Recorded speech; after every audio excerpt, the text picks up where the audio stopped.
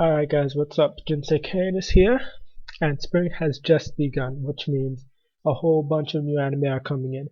And JoJo's Bizarre Adventures was one of the first ones to come out, and I was so hyped for this because it is probably one of my favorite series, and it did not disappoint in any way whatsoever. Now, just at the first episode, just my first impressions, I'll be entirely honest. I read every manga of the JoJo's Bizarre Adventure series except for this one. And when I heard that it was coming out, then I knew it wouldn't disappoint. And from the very start, then it didn't, because the artwork is beautiful, the voice acting is beautiful, and the characters are just as dynamic as they were before. And just from the very start, then they already know how to get you interested because JoJo's Bizarre Adventure Stardust Crusaders introduces Jo-Star, the third Joestar protagonist, who's known as Jotaro. And Jotaro is convinced that he has been possessed by an evil spirit, so he has locked himself in jail. Now, what this does is this actually introduces something entirely new to the JoJo series. Because before, then all the fights relied on something known as ripple energy, which was power that was gained through special techniques and special breathing. And Jotaro's evil spirit turns out to be something that's known as a stand. And before Jotaro knows this, then he locks himself away.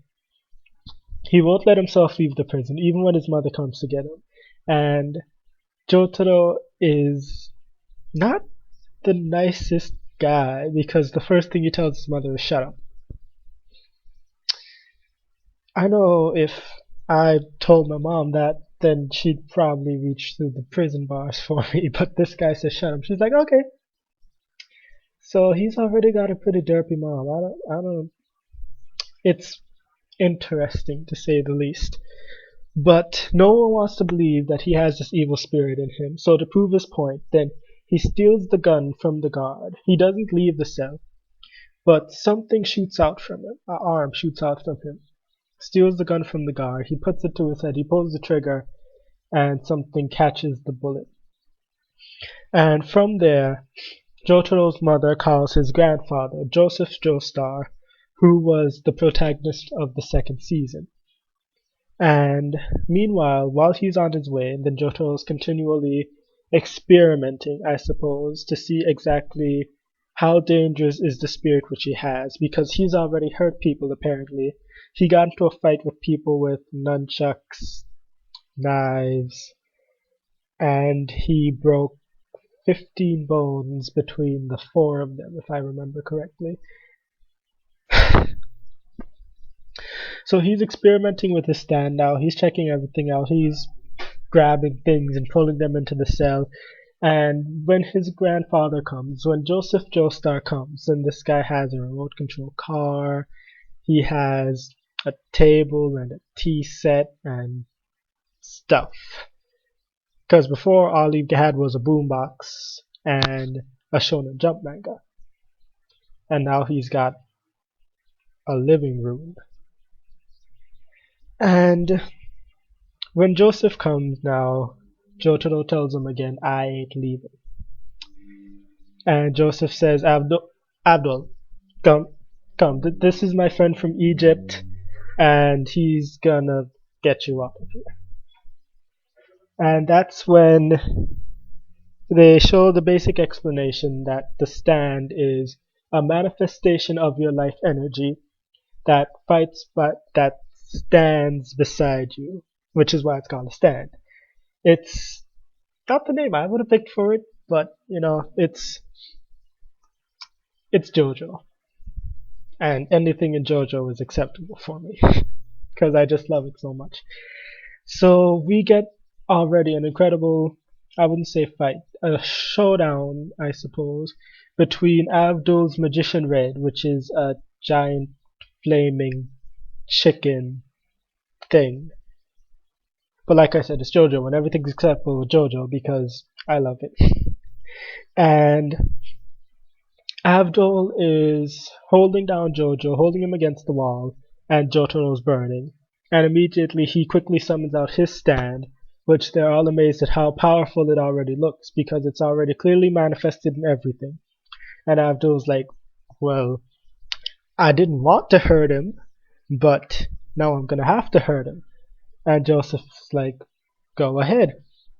And that's when you see Abdul holds Jotaro, starts suffocating him.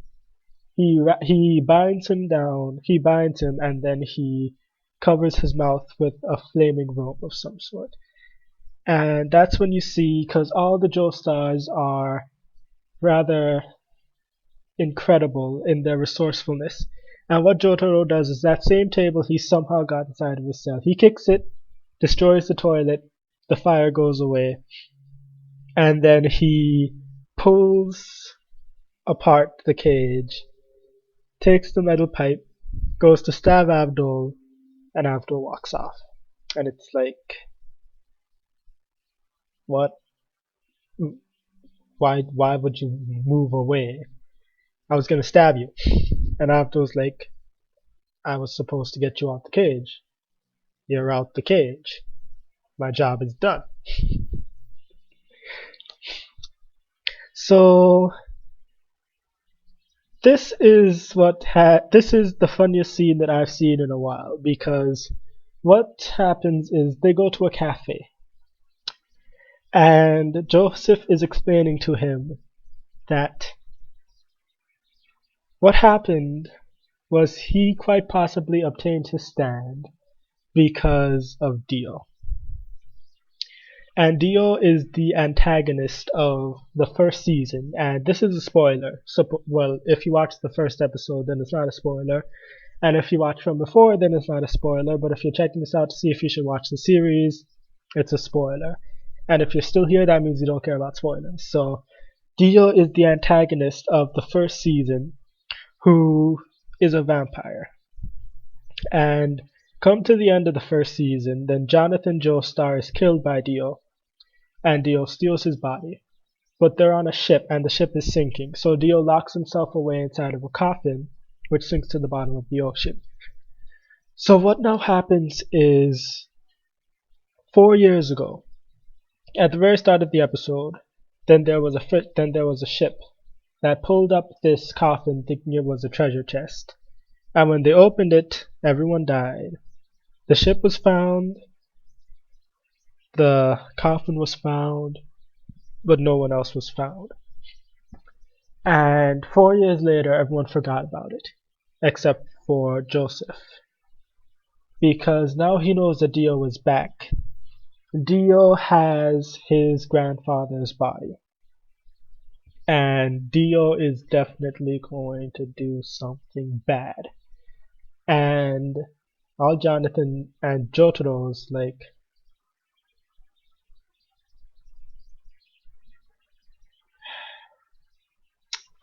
that was so stupid. I don't even know what to say to that. No, really, that was really stupid, old man. So it kind of descends into the normal person, and what you see is this old man flipping out, screaming, asking what's wrong with you at this teenager, and this teen is just like, who looks 20 something, because I don't care what you say, that's not the body of a 16, 18-year-old. Even if he's on steroids, then there's something going on there. Anyway, this basically descends into a really violent lecture. And Jonathan's trying to explain this. No, Joseph's trying to explain this. Sorry, all the Joes are getting kind of confusing. But Joseph's trying to explain that this is serious, we have to do something about this. And Jotaro's like, why should I believe you? This is crazy.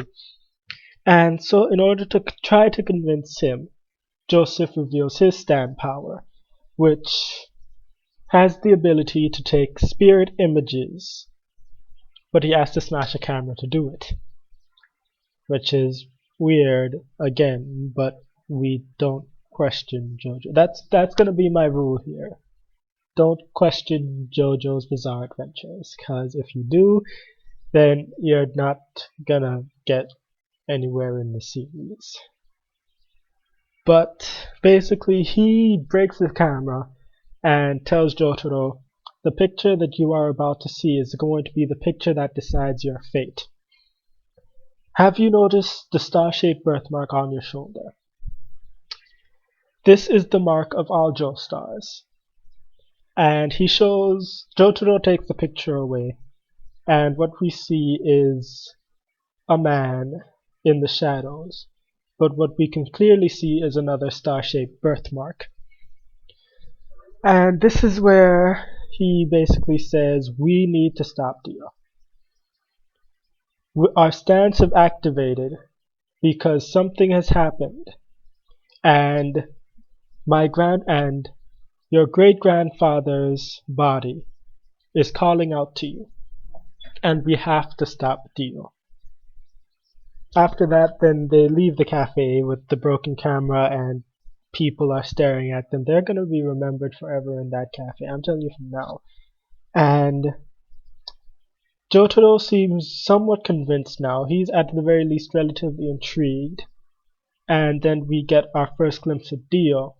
We don't know where he is yet, but Dio has apparently sensed that he's been noticed. He says, it happened again, it felt like someone was watching me. So he already knows that the Joestars are coming for him. He just doesn't know when. But he's completely fine with this because he's beaten a Joestar before. He can beat one again.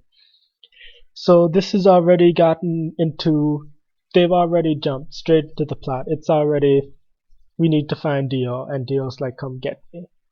And all in all, the very first episode was incredible. The artwork is beautiful, voice acting is beautiful, they waste no time jumping into the plot. And they have already promised that the series on a whole is going to be just as good, if not better, than the series before, than the 2 seasons beforehand. So I'm really looking forward to this one. And that was basically the episode. It was